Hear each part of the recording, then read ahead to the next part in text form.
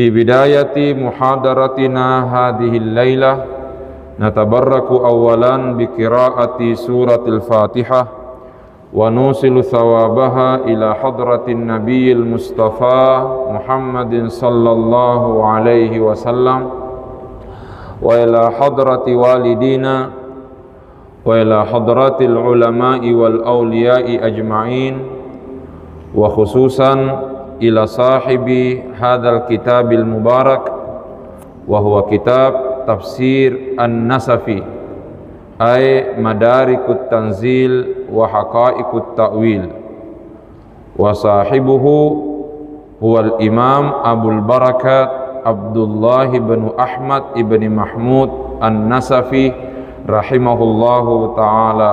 Al-Fatihah. A'udzu billahi minasy syaithanir rajim. Bismillahirrahmanirrahim. Alhamdulillahi rabbil alamin. Ar-Rahmanir-Rahim maliki yaumiddin. Iyyaka na'budu wa iyyaka nasta'in. Ihdinas siratal mustaqim. Siratal ladzina an'amta 'alaihim ghairil maghdubi 'alaihim waladdallin. Amin. Pengajian kita pada malam hari ini akan melanjutkan kajian kita sebelumnya di dalam kitab Tafsir An-Nasafi, pembahasan terakhir mengenai ayat kedua dari surah Al-Baqarah. Dzalikal kitabu la raiba fi hudan lil muttaqin. Insyaallah pada malam hari ini kita akan memasuki penjelasan ayat yang ketiga.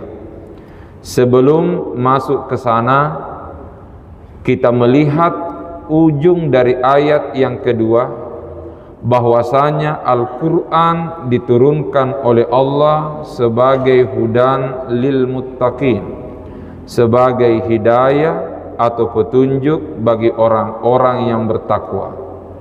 Tentu muncul tanda tanya, siapa itu orang-orang bertakwa? Perlu saya ulangi kembali penjelasan sebagaimana pengajian sebelumnya. Al-Quran tidak menjelaskan definisi ketakwaan, tapi Al-Quran memberikan penjelasan mengenai ciri-ciri dan karakter orang bertakwa. Saya ulangi, Al-Quran tidak memberikan penjelasan secara rinci mengenai apa yang disebut takwa, tetapi Al-Quran memberikan penjelasan mengenai ciri-ciri dan karakter orang-orang bertakwa. Ayat kedua ditutup dengan kalimat hudan lil muttaqin. Al-Quran adalah hidayah bagi orang-orang bertakwa.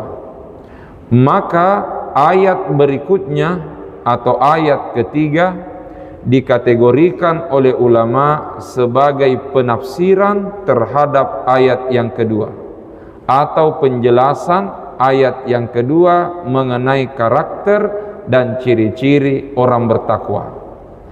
Penjelasan seperti ini itulah yang dipahami oleh ulama dengan sebuah istilah tafsirul Qur'ani bil Qur'an, menafsirkan Al-Quran dengan ayat Al-Quran.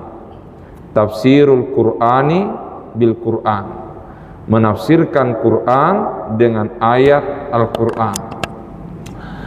Penafsiran Al-Quran dengan ayat Al-Quran itu pun terbagi dua. Ada tafsirul Qur'ani bil Qur'ani munfasilan, ada juga tafsirul Qur'ani bil Qur'ani muttasilan. Ada ayat yang menjelaskan ayat, tetapi ayatnya terpisah. Ayatnya terpisah. Itulah yang disebut munfasilan. Tapi terkadang ada penafsiran ayat ditafsirkan oleh ayat yang lain, tapi ternyata ayat itu bersambungan. Itulah yang disebut muttasilan.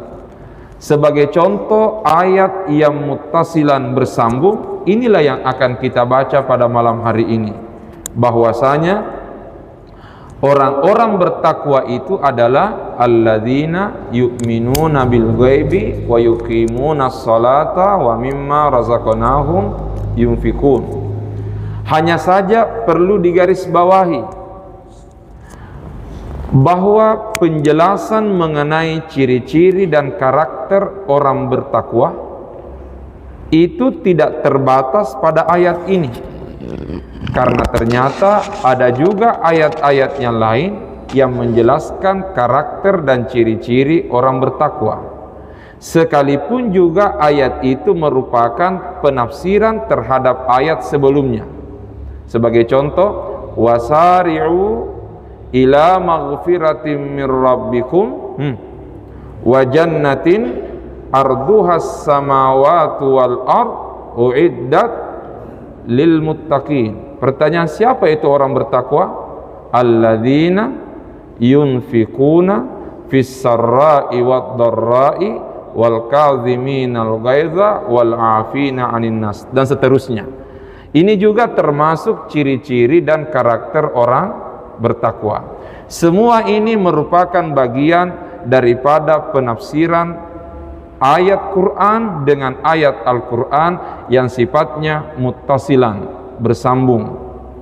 Tapi ada juga tafsirul Qur'ani bil Quran, ayat Quran ditafsirkan oleh ayat Al-Quran yang lain, tetapi kedua ayat ini terpisah, berbeda ayat, bahkan bisa saja berbeda surah. Sebagai contoh, ihdinas siratal mustaqim, ya Allah tunjukilah kami jalannya lurus, siratal ladzina an'amta alaihim, yaitu jalannya orang-orang yang telah engkau beri nikmat. Sekarang tentu muncul tanda tanya, siapa itu an'amta alaihim? Siapa itu orang yang telah engkau beri nikmat? Di sini melahirkan tanda tanya, siapa yang termasuk alladzina an'amta alaihim, orang-orang yang telah engkau beri nikmat. Di kalangan ulama tafsir dipahami bahwa penjelasan ayat itu terdapat dalam surah An-Nisa. Penjelasan ayat itu terdapat dalam surah An-Nisa ayat 69. Surah An-Nisa ayat 69 yang menjelaskan orang-orang yang telah mendapatkan nikmat dari Allah. Pertanyaannya, mana itu? Wa may yuti'illaha war rasula faulaika ma'al ladzina an'ama Allahu alaihim. Orang-orang yang taat kepada Allah, orang yang taat kepada Allah, atau barang siapa yang taat kepada Allah dan Rasulnya, faulaika ma'al ladzina an'ama Allahu alaihim, maka mereka akan bersama dengan orang-orang yang telah diberi nikmat oleh Allah. Siapa mereka? Minan nabiyyin, dari kalangan para nabi, was-siddiqin, dan orang-orang yang tergolong siddiqin, was-syuhada, dan orang-orang yang tergolong syuhada yang mati syahid, was-salihin, dan orang-orang yang termasuk orang-orang saleh. Wa hasuna ulaika rafiqa, mereka itulah teman yang terbaik. Karenanya ayat ini menjelaskan siapa itu an'amallahu alaihim. Mereka adalah dari 4 golongan, para nabi, para siddiqin, para syuhada, dan as-salihin. Ayat ini dianggap sebagai penafsiran terhadap ayat dari suratul Fatihah, siratal ladzina an'amta alaihim, yaitu jalannya orang-orang yang telah engkau beri nikmat. Karenanya yang seperti ini disebut tafsirul Qur'ani bil Qur'ani munfasilan, terpisah ayatnya. Jelas sampai sini? Nah, sekarang kita kembali ke surah Al-Baqarah ayat 3 sebagai lanjutan pengajian kita sebelumnya. Ayat kedua ditutup dengan kalimat lil muttaqin. Al-Quran merupakan hidayah bagi orang-orang bertakwa. Pertanyaan, yang bagaimana itu yang dimaksud orang bertakwa? Maka jawabannya adalah alladzina yu'minuna bil ghaibi, dan seterusnya. Nah, sekarang kita lihat penafsiran Al-Imamun Nasafi. Qala al-musannifu rahimahullahu ta'ala wa nafa'ana bi'ulumihi fid dharain. Allahumma amin. Alladzina, kalimat alladzina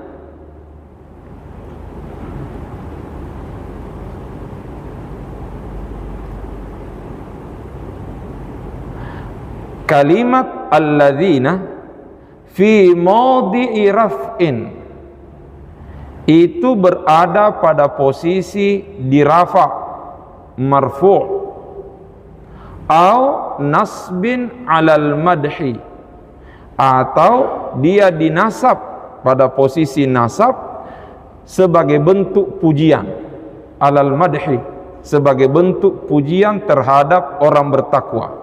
Jadi kalimat pertama dalam penjelasan ayat ketiga ini menjelaskan i'rabnya alladzina. Menjelaskan i'rabnya alladzina. Alladzina di sini posisi i'rabnya sebagai apa? Pertama disebutkan bahwa alladzina bisa marfu', bisa dirafa. Yang kedua bisa mansubun, bisa dinasab. Bahkan bisa juga majrur, bisa juga dijar. Mari kita lihat. Fi mawdi'i raf'in aw nasbin 'alal madhi. Posisinya dirafa atau dinasab sebagai bentuk pujian. Artinya kalau dia dirafa berarti posisinya di situ sebagai khabar dari mubtada' mahzuf. Apa itu? Humul ladzina. Yang menjadi mubtada'nya adalah hum. Alladzina yu'minuna, itu menjadi khabar dari kalimat mubtada yang dimahzufkan, yaitu humul ladzina yu'minuna bil ghaib. Jelas ya? Atau bisa juga dia dinasab alal madhi sebagai bentuk pujian. Artinya ada fiil dan fa'il yang dimahzufkan. Apa fiil dan fa'ilnya? Yang saya maksud itu orang bertakwa adalah alladzina yu'minuna.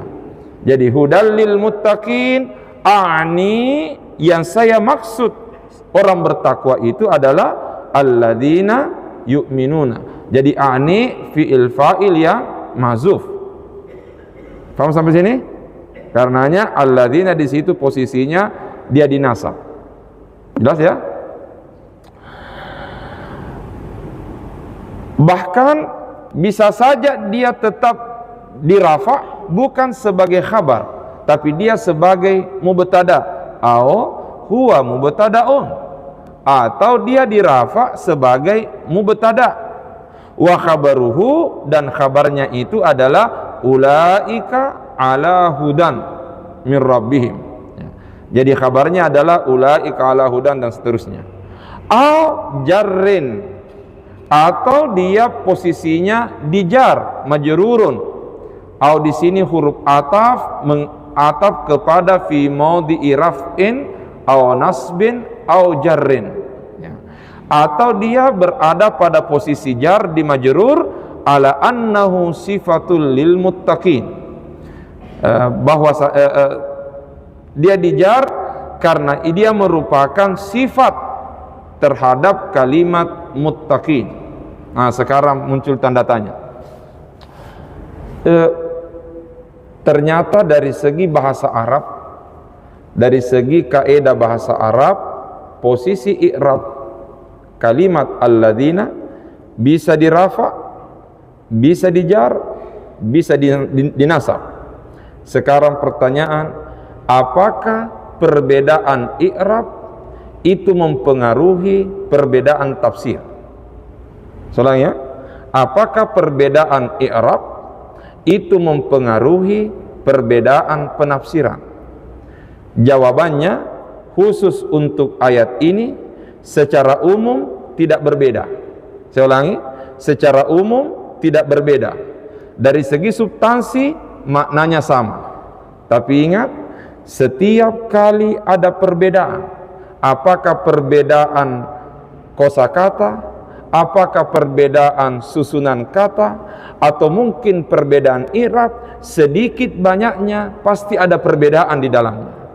Dari segi substansi makna pada dasarnya tidak berbeda, tapi karena posisi i'rabnya bisa dirafa, bisa dinasab dan bisa dijar, karenanya oleh ulama tafsir tetap dianggap ada perbedaan penekanan, sekalipun maknanya sebenarnya kurang lebih sama. Tapi ada perbedaan penekanan. Di antaranya, kalau dia dirafa sebagai khabar atau sebagai mubtada, maka itu merupakan penegasan kemandirian, istiqlalul makna, penegasan atau kemandirian makna pada ayat itu. Tapi ketika dia dinasab, maka itulah sebabnya ada penjelasan di sini, au nasbin alal madhi, dia dinasab karena pujian, sehingga seolah-olah Allah ingin mengatakan hudal lil muttaqin, Al-Quran adalah hidayah bagi orang-orang bertakwa. Dan ingat, orang bertakwa termasuk orang yang saya puji, dan mereka adalah orang-orang yang beriman kepada Allah, yang beriman kepada yang gaib, mendirikan salat, mengeluarkan zakat. Berarti dengan demikian dia dinasab itu untuk penekanan pujian, bahwa orang bertakwa termasuk orang yang dipuji oleh Allah Subhanahu wa taala. Kemudian kalau dia dijar, maka posisi jar di sini sebagai bayanan au kashfan lil muttaqin, sebagai penjelasan atau menyingkap makna al-muttaqin itu. Karenanya pada dasarnya secara substansi sebenarnya sama maknanya, tapi karena ada perbedaan i'rab sehingga ada sedikit perbedaan penekanan makna di dalamnya yang berbeda. Ketika dia mubtada atau dia khabar, maka di situ bermakna istiqlalul makna, ada kemandirian makna, seolah-olah ayat kedua sudah sempurna, datanglah ayat ketiga untuk menjelaskan, tetapi pastinya ini juga memiliki kemandirian makna, ini juga memiliki kemandirian makna. Kemudian kalau dia dinasab, seolah-olah itu memberi penegasan bahwasanya orang bertakwa itu dipuji oleh Allah, karenanya dikatakan nasbin alal madhi. Kemudian kalau dia dijar, maka dia dijar itu sebagai bayanan au kashfal lil muttaqin, untuk menjelaskan makna atau menjelaskan karakter orang-orang bertakwa itu, menjelaskan sifatnya orang-orang bertakwa. Sekalipun pada dasarnya kalau dipikir-pikir singkam maji, huwa ya mutoh, tetapi lagi-lagi tetap ada penekanan makna yang berbeda di dalamnya. Sekarang kita lanjutkan, au jarrin ala annahu sifatul lil muttaqin, atau dia dijar karena posisinya sebagai sifat terhadap lil muttaqin. Apa artinya sifat di sini? Wahia sifatun waridatun bayanan wa kashfan lil muttaqin. Dia merupakan sifat yang datang untuk menjelaskan dan menyingkap karakternya orang-orang bertakwa. Kakaulika, seperti misalnya engkau mengatakan Zaidun al-faqihu al-muhaqqiqu. Zaidun al-faqihu al-muhaqqiqu. Zaid itu orangnya ahli fikih, sekaligus al-muhaqqiq, orang yang sangat teliti. Orang yang sangat teliti. Dia ahli fikih sekaligus orang yang sangat teliti. Berarti al-muhaqqiq di sini itu merupakan sifat terhadap Zaid yang datang untuk menjelaskan bagaimana karakternya Zaid itu. Sekarang pertanyaan, mengapa bisa dikatakan bahwa ini merupakan bayanan wa kashfal lil muttaqin, sebagai penjelasan dan menyingkap karakternya orang-orang bertakwa? Lishtimaliha, karena ayat ini mencakup alama ussisat alaihi halul muttaqin, karena ayat ini mencakup sifat dan karakter orang, mencakup sikap dan karakter orang-orang beriman. Lishtimaliha alama ussisat alaihil muttaqin, mencakup sesuatu yang dianggap sebagai halul muttaqin, sifatnya dan karakternya orang bertakwa. Yang mana itu karakternya orang bertakwa? Minal iman, berupa adanya keimanan, berupa adanya keimanan. Alladzi huwa asasul hasanat. Iman itu merupakan asas, pondasi kebaikan. Artinya sulit kita melakukan kebaikan yang berorientasi akhirat apabila tidak ada keimanan. Bisa saja ada orang berbuat baik, tapi perbuatan baiknya itu hanya naluri kemanusiaan, bukan karena dasar keimanan. Sehingga bisa saja berbuat baik, tapi kebaikannya itu hanya orientasi duniawi, sebagai naluri kemanusiaan. Tidak ada kepercayaan tentang surga neraka, tidak ada kepercayaan tentang balasan di akhirat, tapi dia berbuat baik. Kenapa? Karena ini adalah naluri kemanusiaan.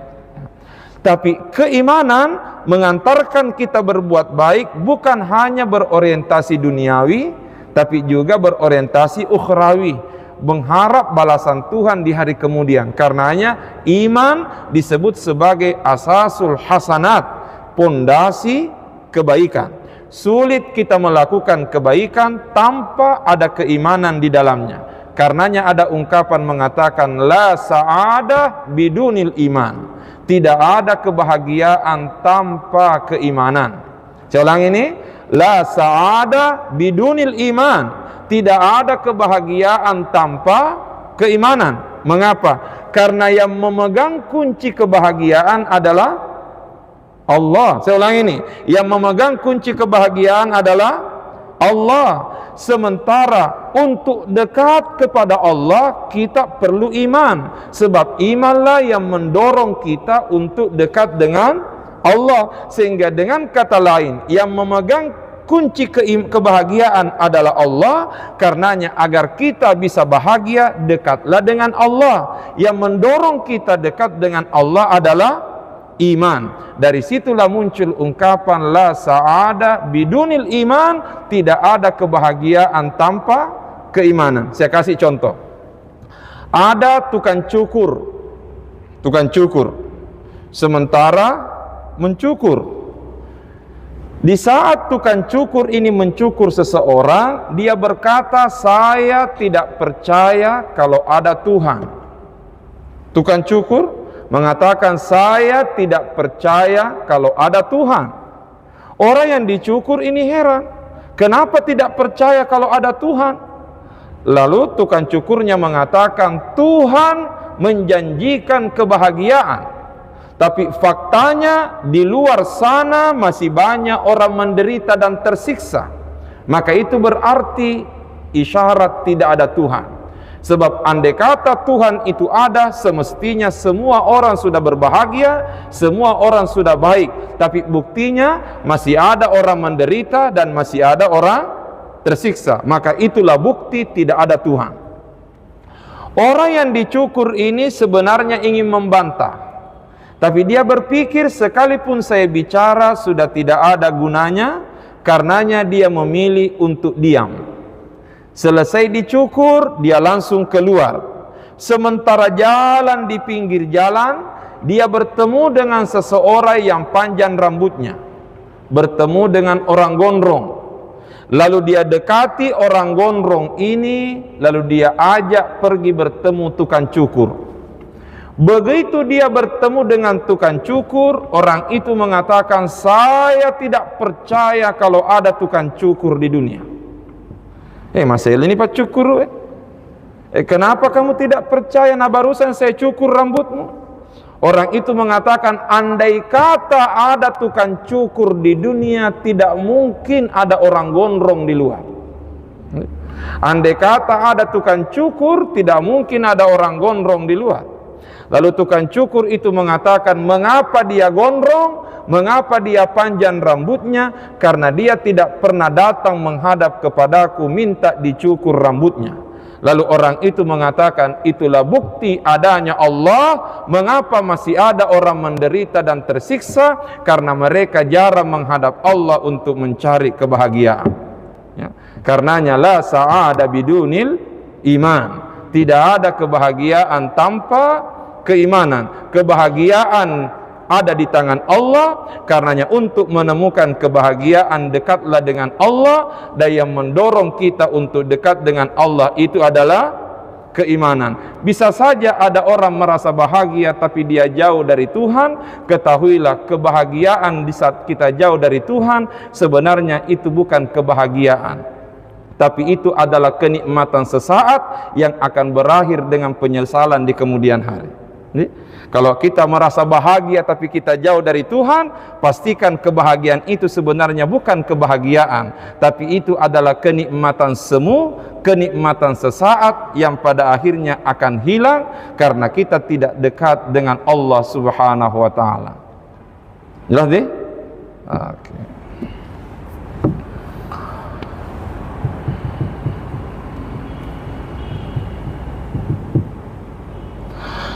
Wassalatu wassadaqatu.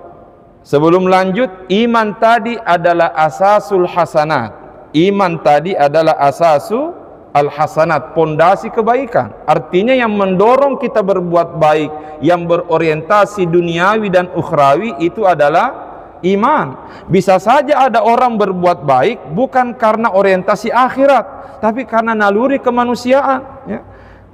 Setiap manusia, jiwa manusia itu selalu menginginkan kebaikan. Karenanya, coba lihat anak kecil. Anak kecil tidak beriman, anak kecil belum tahu surga neraka, anak kecil tidak ada keimanan. Tapi mengapa anak kecil terkadang terdorong melakukan kebaikan?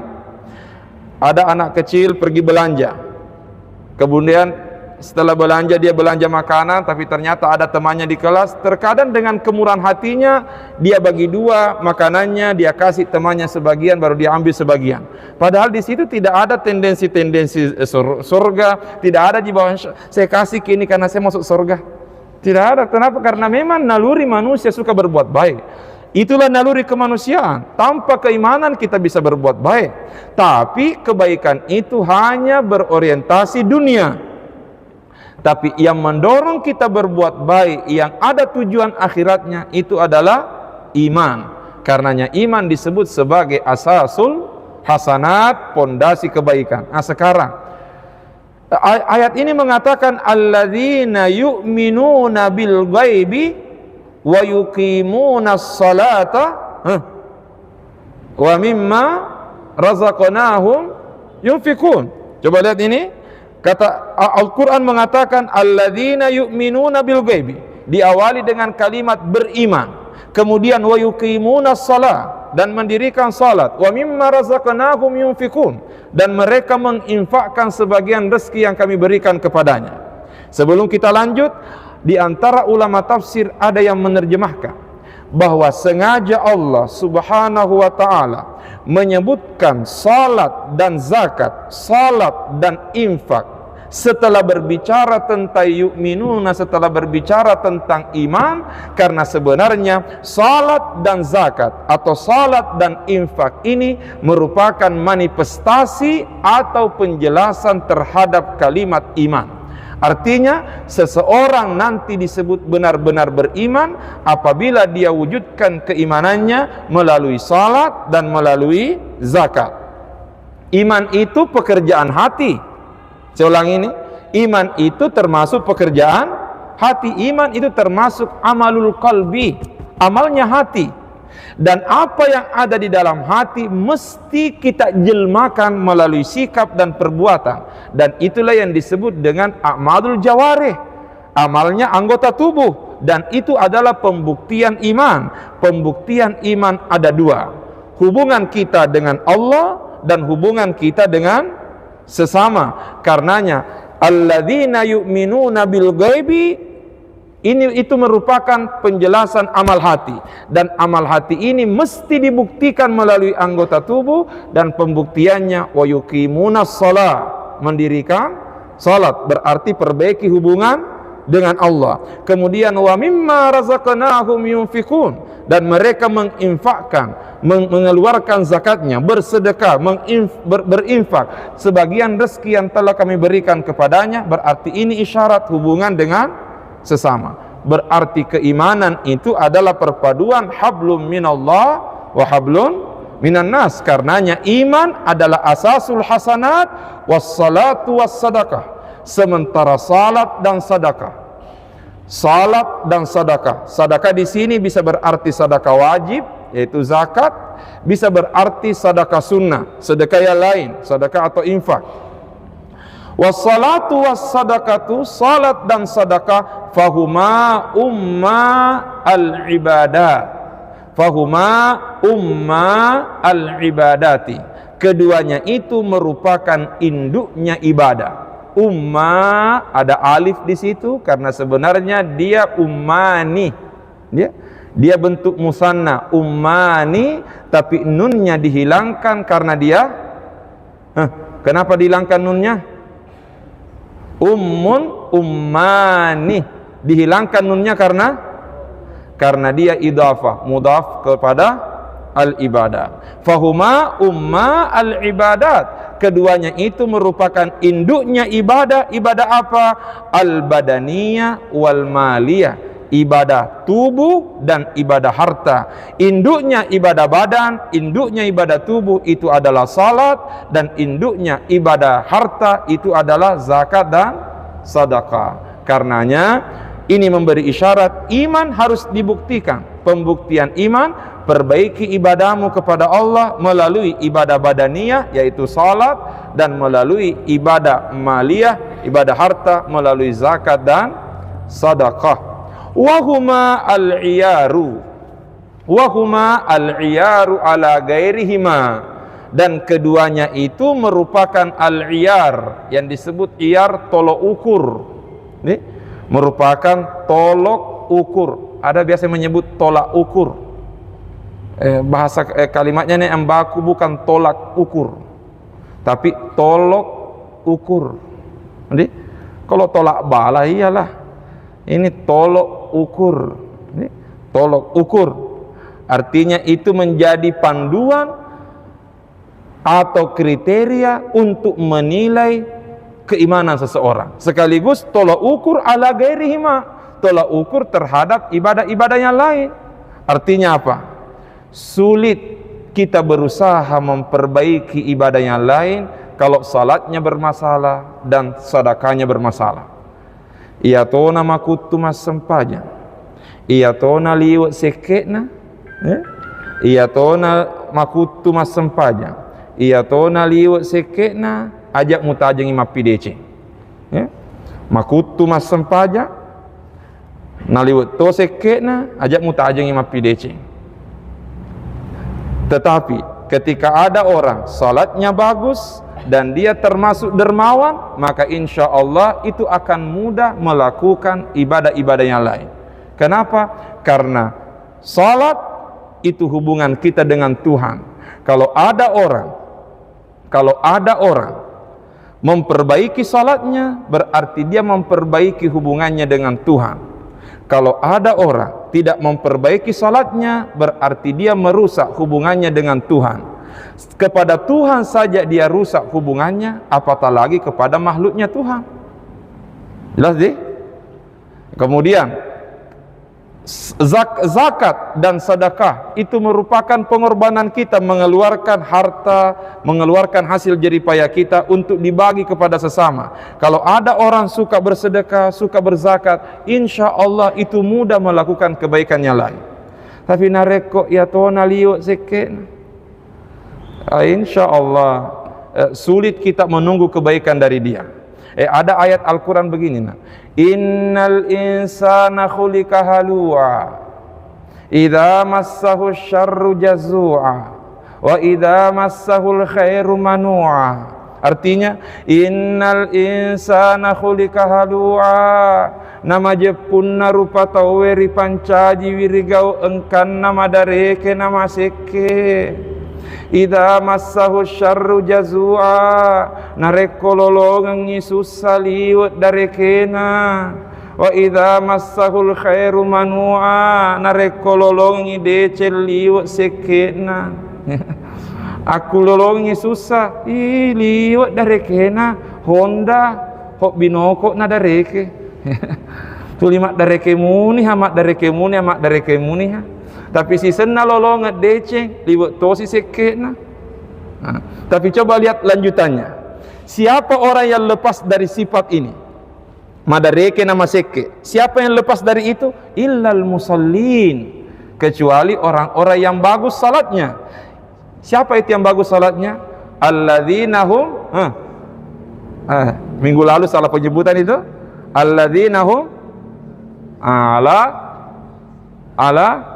salatihim khashi'un. Inna lillahi wa inna ilaihi raji'un. Alladzina hum ala salatihim daimun. Ya. Minggu lalu ada yang berteriak alladzina hum fi salatihim, wah fi salatihim sahun.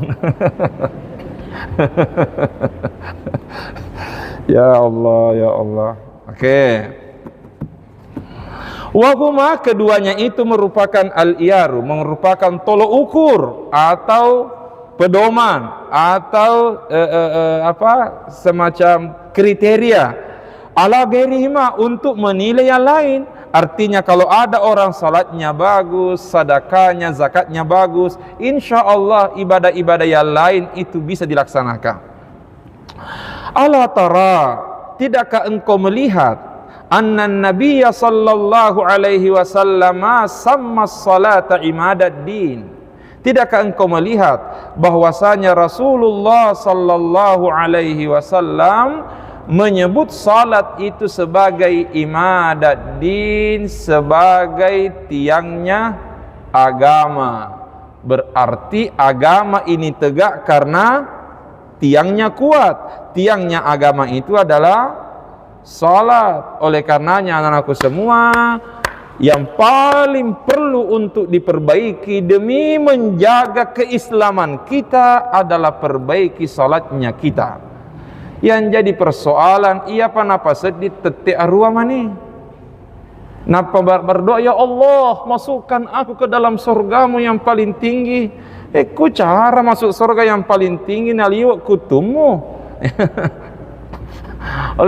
Oleh karenanya ini salat adalah imaduddin. Salat adalah tiang agama. Hanya saja anakku semua, kata ulama, agama dalam hal ini Islam mengajarkan kita untuk memperbaiki 3 hubungan. Jadi, kalau ingin disimpulkan ajaran Islam, maka bisa disimpulkan bahwa Islam mengajarkan kita memperbaiki salasu alaqat, memperbaiki 3 hubungan. Hubungannya mana yang dimaksud? Al-alaqa bainana wa bainal khaliq. Al-alaqatu bainana wa bainallah. Yang kedua, al-alaqatu bainana wa bainal khalq. Artinya bainana wa bainan nas. Dan yang ketiga, al-alaqatu bainana wa baina anfusina. Jadi, bainana wa baina anfusina, hubungan kita dengan Allah, hubungan kita dengan sesama, dan hubungan kita dengan diri sendiri. Jadi kalau mau disimpulkan ajaran Islam, bisa dikatakan Islam datang untuk memperbaiki 3 hubungan. Hubungan kita dengan Allah, hubungan kita dengan sesama, dan hubungan kita dengan diri sendiri. Kata ulama, al-alaqatu bainana wa bainallah, hubungan kita dengan Allah, mabnaha, pondasinya itu adalah at-taqwa. Sementara al-alaqatu bainana wa bainan nas, hubungan kita dengan sesama, mabnaha husnul khuluq. Hubungan kita dengan sesama, pondasinya itu adalah akhlak yang baik. Kemudian al-alaqatu bainana wa baina anfusina, hubungan kita dengan diri kita sendiri, mabnaha, pondasinya itu adalah tazkiyatun nafsi, memperbaiki jiwa, mensucikan diri kita. Nah, terakhir sebagai penutup anak-anakku semua, buktikan ketakwaan, buktikan husnul khuluq, akhlak yang baik, buktikan tazkiyatun nafsi, pensucian jiwa. Mulailah dari hal yang kecil, mulai dari yang kecil-kecil. Kita jangan langsung berangan-angan ingin melakukan yang besar, langsung mau salat tahajud 100 rakaat, tapi salat witir saja 1 rakaat tidak pernah. Jangan langsung, pokoknya malam ini saya harus berubah, malam ini saya harus menjadi orang yang sangat bertakwa, langsung hantam tahajud 100 rakaat. Akhirnya besok malam tidak bangun salat tahajud.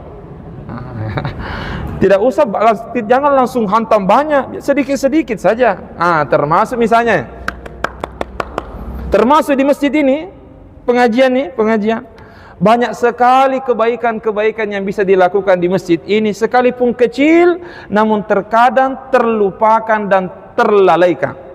Contoh nak, perhatikan nih, contoh, tirai yang menghalangi laki-laki dan perempuan. Jelas tak? Kita mau balik-balik tidak bisa, ada tirai. Tapi ingat nih, tirai ini menjadi penghalang laki-laki dan perempuan, mahasiswa dengan mahasiswi ketika pengajian. Tapi terkadang kita terlupakan dan terlalaikan pada kebaikan yang ada di tirai ini. Terkadang selesai pengajian, sampai selesai azan, tidak ada yang kembalikan tirai ke tempatnya. Sampai jamaah emak-emak menokok di belakang.